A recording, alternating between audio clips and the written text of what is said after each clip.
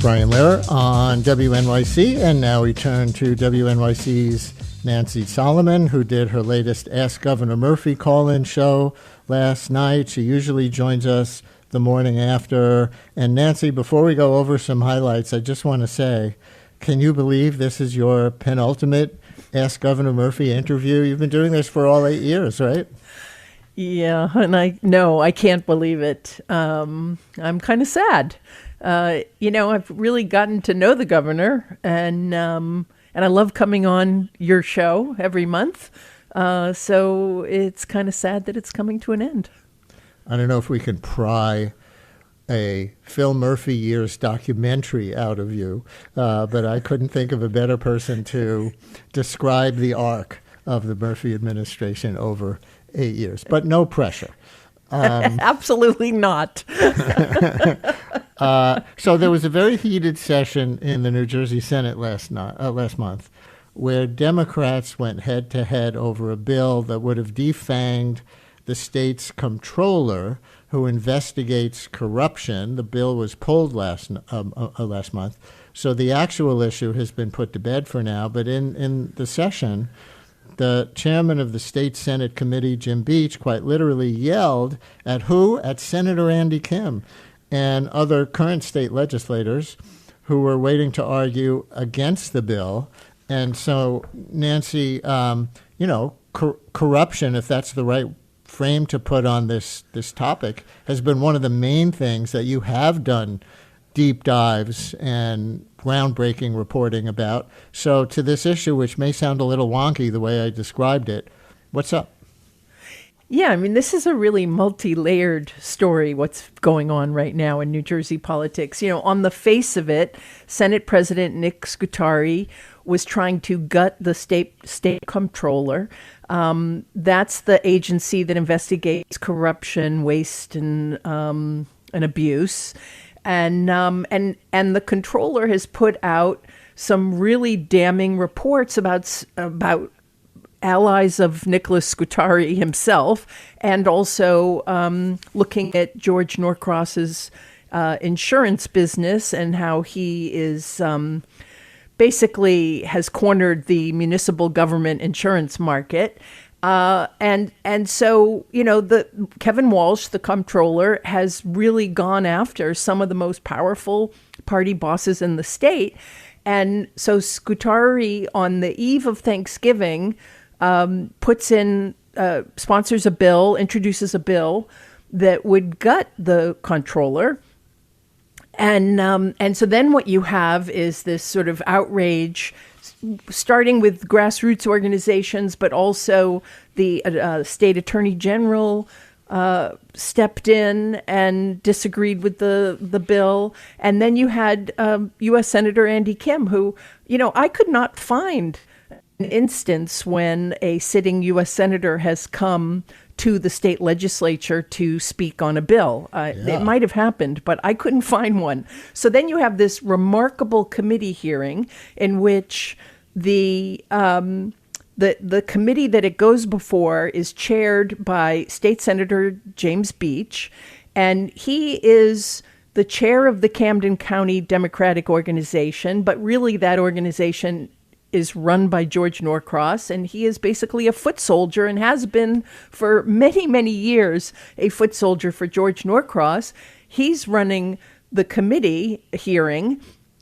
Kim and Matt Platkin, the AG, and Kevin Walsh, the comptroller, get there early, sign up to speak, and are made to wait 5 hours until at the very, very end they finally got called to speak. And so I brought some tape of that, a moment that happens in the hearing. So let's play that.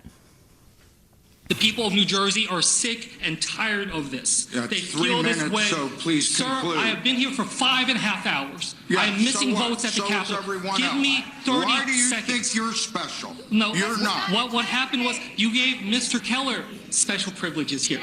He came at my request.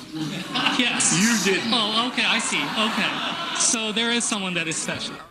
Yeah, so that's quite remarkable, Nancy, along the lines of what you were saying. I mean, Senator Kim comes on this show once a month and takes calls from listeners, as you know, and usually we're talking about national and global issues since he's a member of the U.S. Senate and he was on the Armed Forces Committee in the House and all that stuff we're talking about war and peace and health insurance. Here he's talking about the comptroller of the state of New Jersey.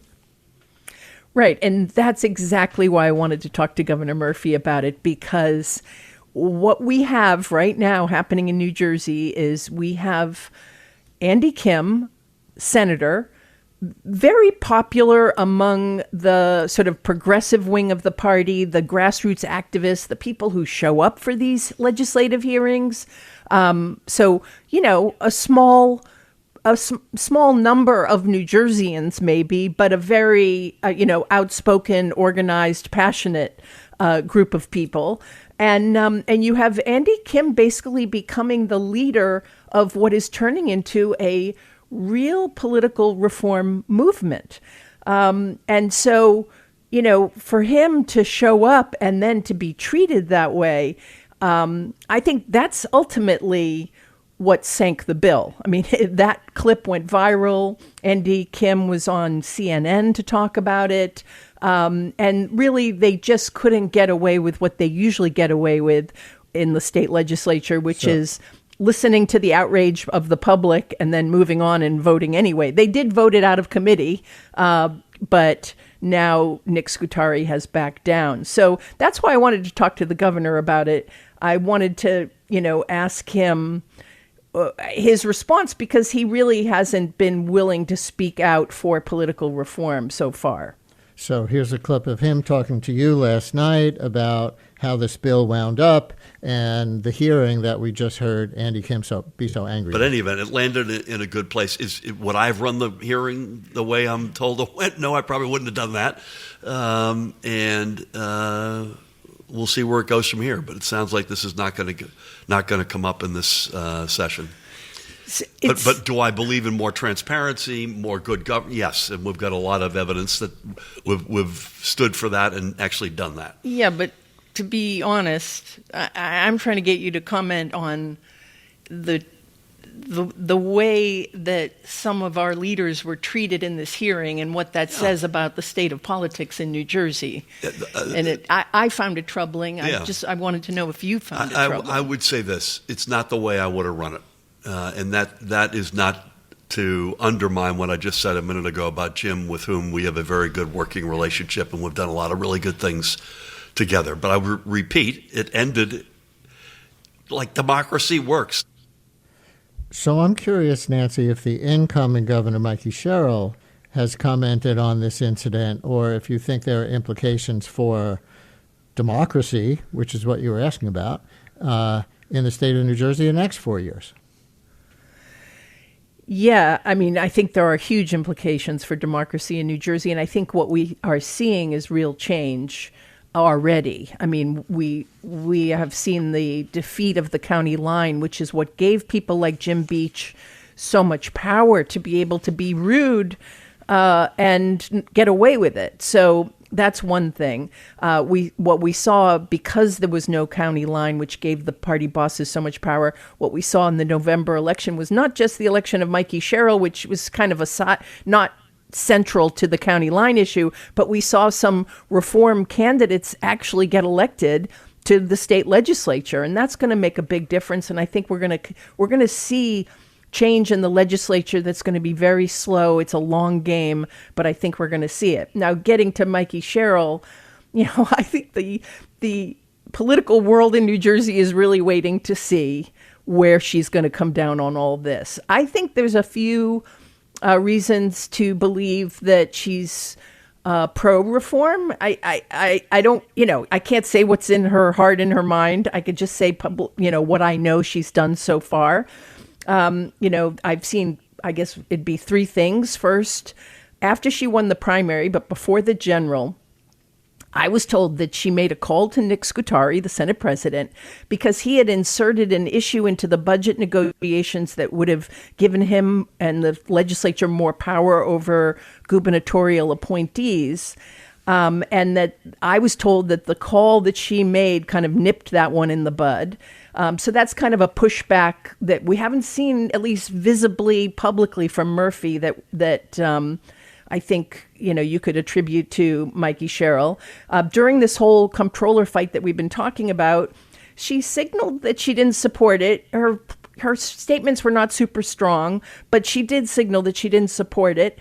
And she has told WNYC's reporter Mike Hayes that she's not going to push for this in her first session.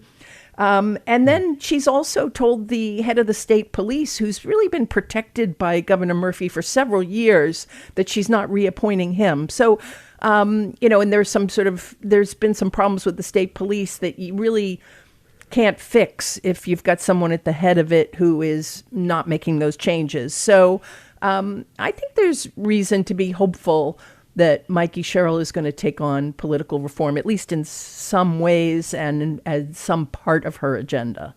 Last thing before we move on to some other issues that came up with you and Governor Murphy last night. Do you think the public cares about this? I mean, we just spent 10 minutes on whether there should be, a controller in New Jersey and with what powers. While people arguably are much more concerned about their utility bills and property taxes and public schools, things like that. Does public care about this? Yeah. Okay, well, I will admit that I care about it probably more than the average bear, personally. But I will say, I think really if you look at what's going on with Andy Kim and you look at his videos online and for a U.S. senator to focus on New Jersey politics in this way, there's been political benefit to him by taking up the mantle of political reform. It has helped him in his political career, but he didn't have to get into this fight. Was not going to particularly help him. It wasn't about him, and so for him to jump into this, and then one of the things that happened was after this bill went down, then he made a video that was online in the last few days talking about the fact that he's going to support a primary run for somebody to primary Jim Beach. So, that's pretty extraordinary for a U.S. senator. And I think his instincts are that people really do care about this. And I do think people care about corruption. Maybe it gets in the weeds a bunch, like exactly how the party bosses do what they do. But I think people do care about corruption. I think they're coming to understand how expensive it is that the taxes we pay are higher because of corruption. So I do think people care about it. And I think we're going to see a higher public profile about this fight over the next few years.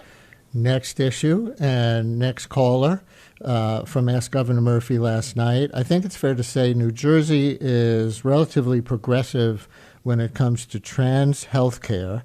The governor issued an executive order in 2023. Some people might remember expressing his commitment to protecting trans people, but a caller named Melissa said healthcare providers are already turning away people because they're afraid of the Trump administration. Here's part of her interaction with the governor last night.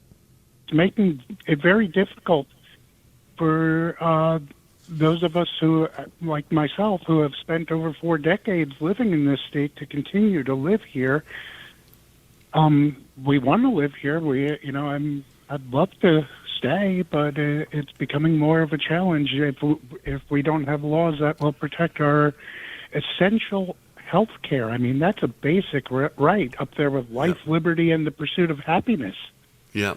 I'd just say 2 things. Number one, it's almost always a worry about money. Healthcare provider A worried about federal funding drying up overnight, and that's an awful balance to try to achieve. States, we try to stand up for our values and at the same time not pick start World War III with these guys. Secondly, Melissa, I would just say this. There's no state in America that is more forward-leaning as it relates to the trans community. So you say you want to stay in New Jersey. I want you to stay in New Jersey. as challenging as it might be right now, there's no place in America where you'll have a better access and better reality than New Jersey. And the Ask Governor Murphy House Band playing out to the break there. The hook pulling me off the stage. There has been reporting I see in New Jersey Spotlight News and New Jersey Monitor that, in fact, at least 3 healthcare providers in the state have stopped providing gender-affirming care, at least to minors, indicating that despite what the governor said there about his commitment, that Melissa's concern was accurate. Yeah, Correct? I mean, I do think it is accurate. I think there's been reporting, and we've heard from individuals that this has happened to. My interpretation of the governor's response is that while he's sympathetic to what Melissa had to say and to her, that either he can't do much to enforce that executive order or he's not willing to. And that's what the argument is. That's why the law is needed. And there is a bill that's working its way through the legislature. And the push right now is to try to get it during the lame duck by activists are pushing for that. So, and not to beat a dead horse, Brian, but, this is why New Jersey needs a political reform movement, because many Democrats in the legislature are much more conservative than the vast number of Democratic voters. So, an issue like protecting the trans community from right-wing attacks is just not on their agenda. Like, they're not fully comfortable with the idea, and they're not going to push for it. Let's get through 2 more issues real quick before we run out of time. We're going to have to give short shrift to parole reform. There's a big piece of parole reform legislation. This is criminal justice reform that the governor has been working on. And I see it would end non-criminal acts as parole violations. They would no longer be parole violations. I see some Republican states have adopted similar legislation. So what are we talking about here? What kinds of non-criminal acts are seen as parole violations in New Jersey now? Yeah, this is something the governor's been talking about for a couple of years, and he really does want to get it done before the end of his term. The idea is that recidivism is caused in large part by these technical violations, not meeting a curfew, possibly drinking, or or drug relapses, but non-criminal acts. And so basically he wants to, there is a bill working its way through the legislature that would change what would send a person back to prison. And I think it's tied to the idea that drug treatment is often, I think the governor last night said 60% of parole violations are related to drug relapse. And so they want to get people into treatment instead of back to prison. So we'll see if the legislature can get it passed. And here's Governor Murphy on that. A lot of red states have done this. It's an interesting list of states that have actually done, I think it's called theoretically or actually technical violation of parole. I like to think of it as non-criminal violation of parole. And there's a whole credit system that a lot of states have implemented, and it feels like it works. So that's something we'd like to get done. Somebody reminded me earlier today that 60, and I did not realize this, 60% of folks who are on parole, I think this is correct, have some form of addiction. Mm-hmm. So you've got a parallel reality of folks who are needing treatment and probably explaining a fair amount of why they may have forgotten to call somebody or filled out the right paperwork, etc. So it's something we'd like to get done as a conceptual matter. And we think it's the right thing. Governor Murphy there, and that's where we're going to leave it for today. Just want to make sure the listeners know there is one more Ask Governor Murphy yet to come with, I trust, the appearance on this show the next morning, because the inauguration in New Jersey isn't until January 20th. So when you come back one more time in this context, Nancy, we will give you a chance to wax nostalgic and expansive about the last 8 years. But thank you for today, of course. Thanks, Brian. I'm looking forward to it.